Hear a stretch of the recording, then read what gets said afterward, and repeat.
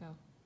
What's going on, everybody? This is Stan with Wheat Tech Personal Training Massage Therapy, and today I want to show you guys the connection between using the hip escape, using the shoulders, whole body movement, and how you can utilize that movement to get better at hip escaping, shoulder escapes using a stick.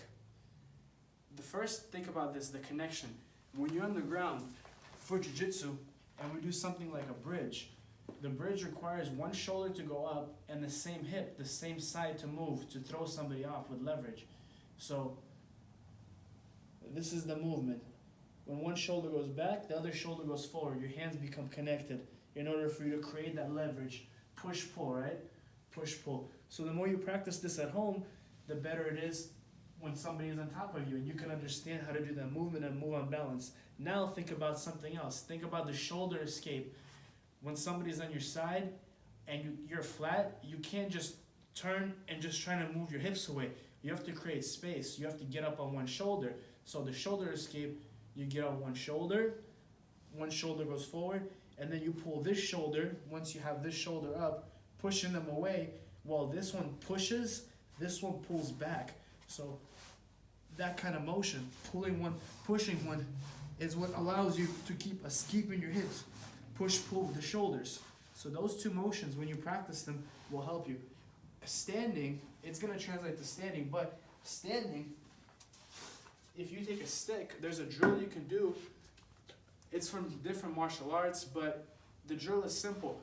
I'm going to use the same kind of movement of moving my hips to hit the pull, but I'm not going to use my hands to just hit the pull.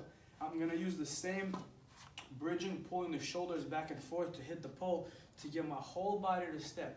So it's going to look like this. I'm just going to hold the stick, one hand over, one hand under, and then I'm going to step, turn my shoulders, step, and hit the pull. See, one shoulder's forward, one shoulder's back. Now when I go back to the other side, like if I get flattened out, I pretend like I'm going to get flattened out, and as I'm getting flattened out, I spin the stick and then I turn the other shoulder. And by me constantly turning one shoulder, then I turn the other shoulder. And because the stick keeps the push-pull active, I know I'm doing it right when my hands are not doing anything. It's my shoulder that steps, and then my hips and my shoulders turn. Then I flip it, and I turn my shoulder, and my foot follows.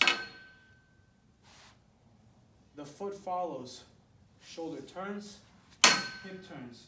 So it looks the same thing as if I'm on the ground doing that bridge or doing the shoulder escape. It's the same exact thing. One, other side. And there's also weight shifting going on. I shift my weight back, and then I shift my weight forward, and then I turn and I step. And in turn, you create the movement of your feet by not actually moving your feet, but by turning your shoulders, and the foot just steps by itself. And if I just keep flowing with it, the stick stays in front of me, and I'm not doing anything at all other than switching hips. Just like I'm going for grips, switching from one. I can get low,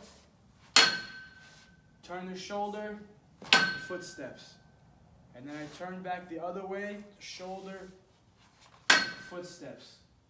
And I'm also measuring my distance with the stick, arms full extension.